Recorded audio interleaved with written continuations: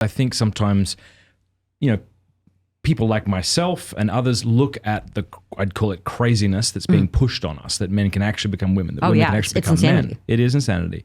But what we often do, I think, is we take our frustration with that ideology and the propaganda, and sometimes we don't know how to kind of separate that from this beautiful individual who's in front of us who had a similar experience that you did. But everything you just shared with me, that just makes so much sense. So at what point how did you go from just feeling awkward about your body to deciding to, as you put it, present as a male? I wouldn't really say it was natural at all. I started to have these feelings about my body and my body image. I judged myself very harshly in a lot of ways.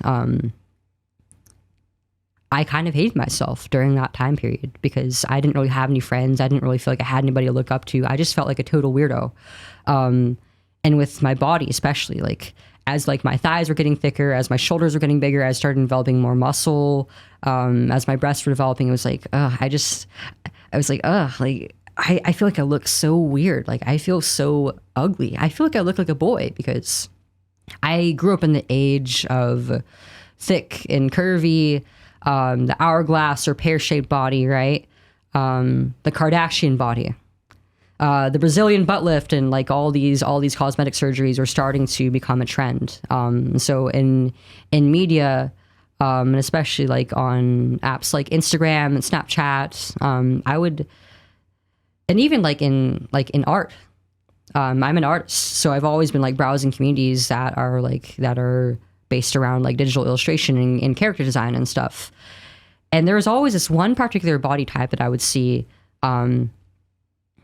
that I felt like I couldn't match up to. It's like, I had a little bit more muscle. I was a little bit more on the lean side. I had narrow hips. I was just in my preteens, But I would look at myself and think like, why don't I look like that? Why don't I look like a woman? Like I'm not a feminine. I don't feel like a particularly feminine girl. And I don't like some things about being a woman. And there's also this, like, I don't look the way that I think a woman should. How am I ever going to be pretty? How am I ever going to be worth anything as a woman if I don't match up to any of these ideals at all? Maybe I would just be happier if I were a boy. I didn't believe that I actually was a boy, really, as much as I thought I wanted to be, until I started seeing these other posts on social media from the transgender community. So I started using Instagram at about 11, 12-ish years old. I got my first phone like just before my 12th birthday. And a lot of my peers had gotten their phones way earlier than I did, some as early as like first or second grade, getting their first iPhone. Crazy. Indeed. And they were all like using social media way before I was. So I want to see what I was missing out on. I want to see like what's everybody else up to. I want to do what they're doing, and I want to connect with them because I was kind of an outcast throughout a lot of my elementary and middle school years, and I wanted to be friends with everybody. I just didn't really know how to. So I thought like this kind of gives me an avenue to do that in a comfortable manner. So I started following my classmates, and I also was like looking at browsing and following communities and accounts, just like based off of my personal interests. So like fan bases around like anime, manga, cartoons that I liked, books that I read, comics, illustration, as I said, music. And within a lot of those communities, there were these accounts would often use like LGBT hashtags for whatever reason. So I just started seeing like the algorithm naturally was like recommending me more posts that were just about that. But even within those communities, there are people who identified as a part of the LGBT. Some of them were consider themselves like gay, lesbian, bisexual, these other like crazy alternative labels like pansexual, demisexual, or whatever that means. But the one thing that really caught my attention was the transgender and alternatively identified individuals. It was a very novel concept to me.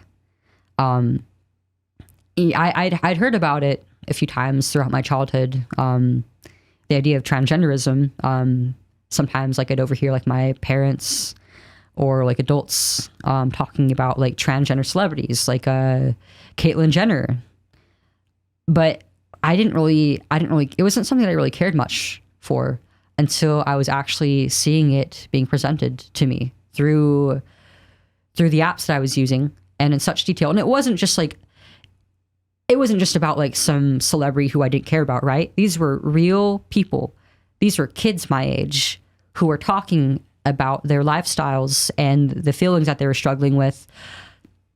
And as a girl who had always kind of been a little bit awkward and struggled with socialization, it was kind of healing, honestly, watching very similar people who were also awkward, artistic, kind of outside of the box thinkers, struggling with their lives for so long and seeming to find the answer to their happiness and finding that identity. Because I didn't know where my identity came from. I was struggling to figure out like what my role in the world would be, what I wanted to be, what I wanted out of my life. So it gave me like this false sense of hope.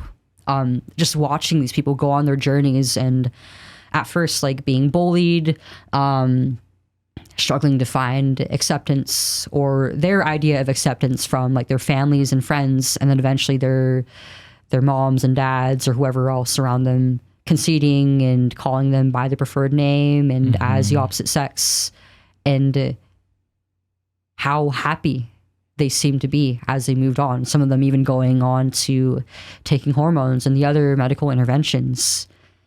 It was just so interesting, and to me, so beautiful because it was talked about in such a positive light. Like it was some sort of miracle. Like it was these people finding their true selves. All these words and phrases they would use, that I think ultimately are all euphemisms. And also like the artwork around that these people would create really just drew me in. So you're encountering these people on these apps. I missed maybe if you said you were encountering these people at your school or in real life? No, these are people who I had known completely online, and most of them I wouldn't even really say that I knew them. I was just like browsing. I was just like browsing through these communities and following them and kind of just like lurking, not really ever like talking to them, just observing. But it was like what I was seeing was powerful. Man, have you checked out Exodus 90 lately? If you've heard of Exodus 90 before, you're probably thinking of cold showers and Lent. But the Exodus 90 app offers so much more. It's a daily companion to help you grow closer to God and to become the man you want to be. This summer, I'm following along with the app's daily scriptures, reflections, and prayers. It's awesome. On the app, you can join the Enthronement to the Sacred Heart, the Exodus 90 Summer Book Club, and St. Michael's Lent, which starts August 15th and leads up to the feast of St. Michael the Archangel on September 29th. St. Michael's Lent is an ancient tradition of prayer and fasting popularized by St. Francis in the Middle Ages that's been lost in our time. Let's bring it back. Join the men of Exodus 90 and Father Carlos Martins, Catholic priest, exorcist, and host of the Exorcist Files, who will serve as our spiritual guide for St. Michael's Lent this year on the Exodus 90 app.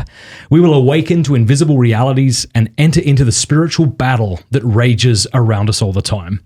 Go to exodus90.com/Matt for a 14-day free trial to the Exodus 90 app and to learn more about St. Michael's Lent. That's exodus90.com/Matt to join us for St. Michael's Lent starting August 15.